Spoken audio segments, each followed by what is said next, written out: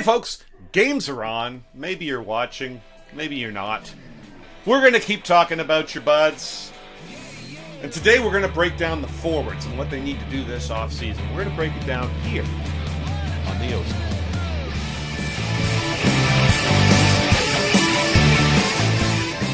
You're in the offensive zone, your place for Leafs hockey.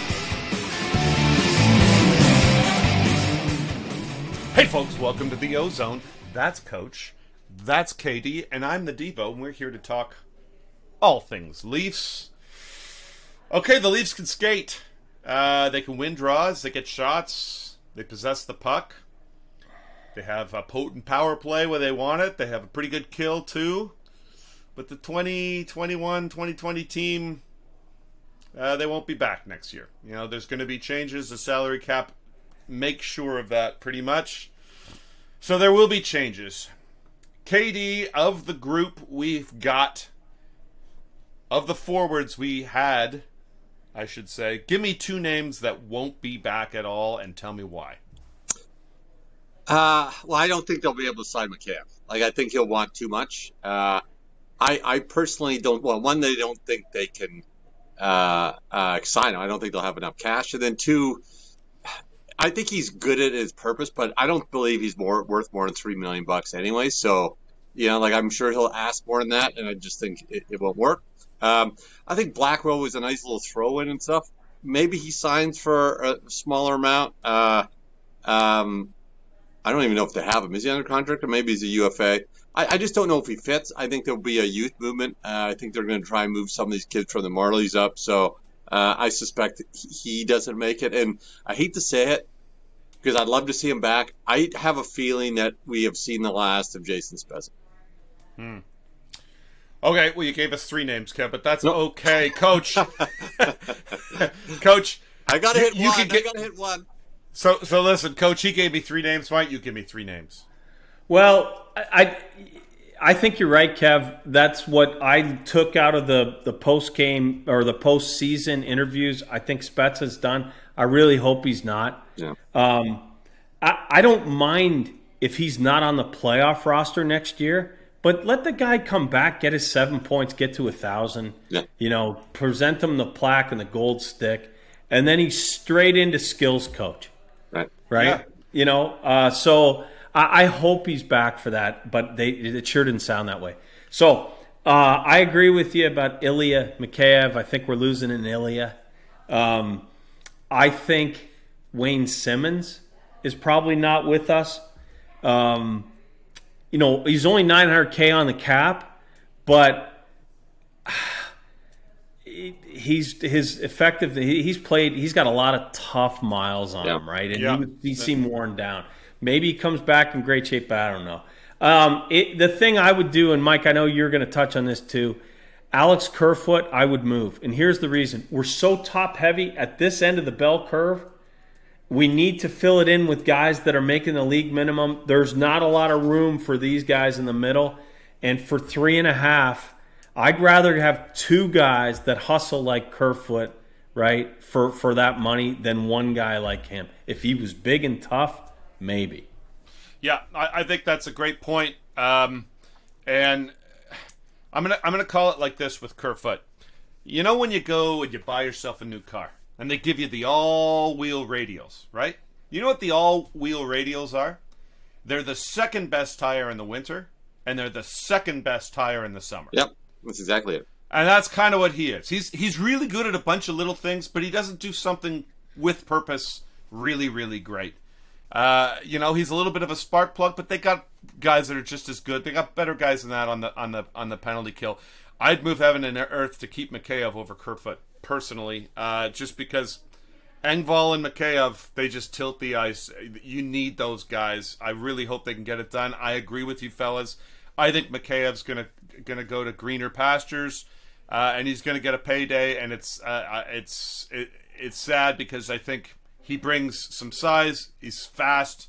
Usually when you get big guys, they can't skate with the skilled guys that we've got, and that doesn't work. Guys like Richie find themselves on the outside. Mikheyev you could put in anywhere in the lineup, and he could be effective with this team. So, to me, If I'm Dubis, I try to make him a priority. Speaking of priorities, what are the priorities for Dubis with this forward group? There are UFAs, RFAs, pieces that he has to try to keep, but he can't keep them all. So what are the priorities, Coach? 2 goals for Mikheyev in the playoffs, both empty netters. So is he a playoff player? That's what we should kind of try and be looking at. When you're talking about tires, it reminded me of the movie Cars. McQueen goes in for a pit stop. The guy fires the tires up there, and then he goes and he says, "Pit stop." Right? Okay, so the priority is the lineup has to reshuffle for a couple of reasons. Number one, I don't think John Tavares should play center anymore. He's slowing down. Very effective guy, works down low, works hard, quiet, maybe but effective leader, I guess. But hey, Steven Stamkos moved to the wing. Claude Giroux moved to the wing. It happens. Okay? Yeah. So, and then I think also we're going to need a legit player to add to that top 6 as well. So, and I think if you move Kerfoot in his 3.5 and you move Muzzin in his 5.6 and change, like what we talked about when we talked about the D, now you free up to do some stuff. So this is what I do. Thanks to our graphics department, working overtime this offseason, by the way. Look at these graphics.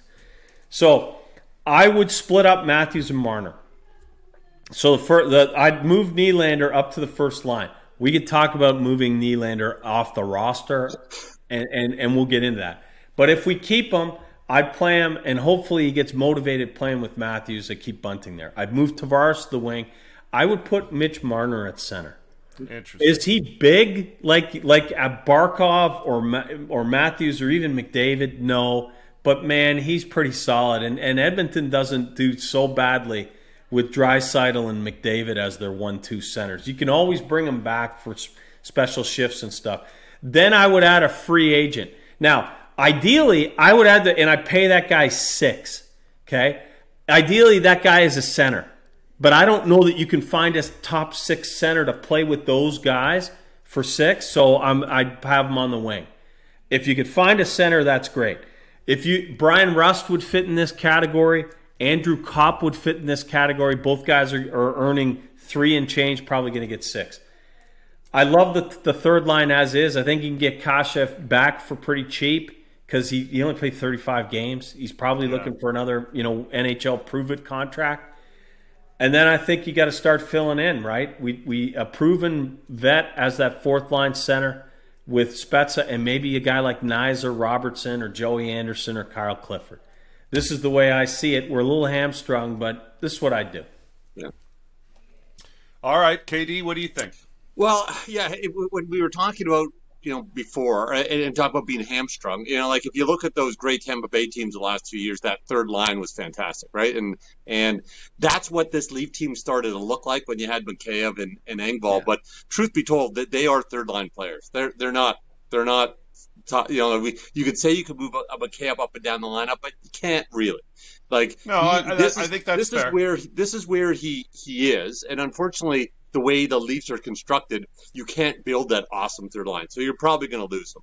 I was looking the same way. I think the real priority needs to be finding something for that second line, finding compatibility with Tavares. Now, I like the idea. I talked about moving Tavares off to the wing before. Yeah. I think right around when the Olympics when they're talking about the Olympics and Tavares playing the wing on the Olympics maybe. But at the end of the day, Tavares scores on the cycle and he scores down low.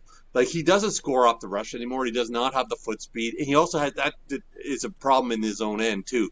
So if you can find someone who can at least cycle with him, I think would be ideal. I'd have no problems moving Nylander. And actually, I have 2 names that you would potentially move, maybe 3.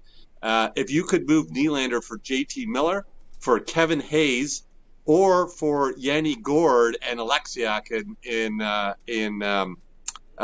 Seattle, you would add a guy who's, much bigger, much grittier, down low players who cycle much better. And they're approximately the same price as a Nylander. But that is, again, changing dynamics. But I think it's 2 birds with 1 stone. One, I think you improve the second line. You get a compatibility with Tavares, maybe taking him off the centership responsibility, and you get bigger. And I always talk about that inside scoring, but that's the way to get it. Is the big, thick, 6'4", 220-pound person that the Devo is wanting. I think that's the way you do it.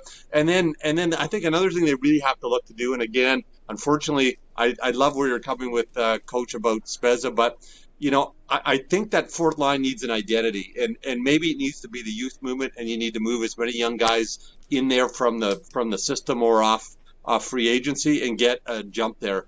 All season, it was a slow line, a line that didn't play much, a line that Keith didn't want to put out there, and that's got to change a little bit too. I think we need if they're not going to score, be super fast, and they were needed. Yeah, no, that's a great point. Just a little bit of pushback. You mentioned before, Mikheyev doesn't really, fit anywhere else than a third line. I'd make the same argument about Kerfoot. We've always been trying to push him up somewhere, and he's You're right about that. So I think we can, and we've gone into that ad nauseum. So we won't do it anymore. One thing I will say about Coach's second line here, and I don't know about putting Marner in at the center spot. I will say this, and you heard me. You can go back to the pods from last year, folks, talking about putting Marner on Tavares' line. And people can say, yeah, but Marner and Matthews they're the best. Matthews is going to score 50 goals with anybody. But Tavares will score 35 plus with Marner. And he gets to do it the way he likes to do it. Right in between the hash marks with a defender on his hip, because Marner gets that leverage play. He moves the puck and he gets him there. Go to the net like this. Stick down. You're going to get goal. Yeah. Stick down. And you know who would be great on the other side? If Tavares sort of technically plays center there still? Mikheyev, who's just going to go straight to the net. So just throwing it out there. But I love that as a second line. Look, Kev brought up a fourth line of a youth movement. Folks, get on the Googles, look up the Marlies, start looking up some of the talent we've got on there. Go to Cap Friendly. Start familiarizing yourself. I think this is going to happen. We're going to start to see some names. People are familiar with Robertson. He played up a couple of years ago in the postseason. Look, people are talking about Blackwell. You're going to swap Robinson in for Blackwell 100% of the time. And Robertson's a similar kind of player, maybe not quite as much of a bulldog mentality, but way more finish. He has a rocket of a shot. Who else, Coach? What other guys should people be looking out for in the youth movement?